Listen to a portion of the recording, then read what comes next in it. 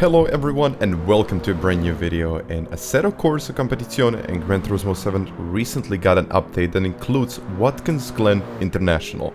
Although I already made a guide for the circuit, I just wanted to have a look at the differences these games have. So let's just jump into it. But before we go, any like or maybe even eventually a subscribe would definitely be appreciated. So guys, I just wanted to have a look and in-depth view about the games. So as we look on the left, we got Assetto Corsa Competizione, and on the right, Gran Turismo 7. Although the cars are not the same, so I'm running BOP in Gran Turismo 7 while I'm running the stock, of course, stock settings, and I kind of tuned up aggressive setup a little bit, not by much, although I achieved, I think it was 146 point something. It wasn't really a fast lap time, and on the other hand, on Gran Turismo this was a 141, but have in mind that I did my lap in Gran Turismo 7 on the soft tires. And on the left, I mean, you can see a couple of differences. The shadows and everything else is slightly different, and I can have a kind of a perception that Gran Turismo 7 has very nice but smooth graphics. But on the other hand, Assetto Corsa has that very sharp graphic style. So I was running this style on Epic, so graphic settings were set up to Epic on Assetto Corsa Competizione, and of course I tuned up the graphics. I added a bit of exposure and saturation in Gran Turismo 7, so the graphics should be a little bit different than what you normally see on your own setup. I mean, not by much. I just want to have a look at the colors and everything a little bit brighter. And I just tuned up the exposure so slightly. It doesn't really matter that much, but it just makes the game looking a little bit better. On the other hand, I didn't tune up Assetto Corsa, so it's pure stock or running on Epic settings, and that's pretty much about it. But I also wanted to have a look at what do these games look in the cockpit.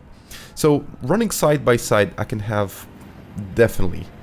definitely say that Assetto Corsa Competizione has way better graphics I'm talking about in the cockpit, and Gran Turismo 7 here lacks a little bit. So you can see like not a lot of shadows going on Gran Turismo 7 side, and I think they spent a lot more time, tuning up those little things in ACC.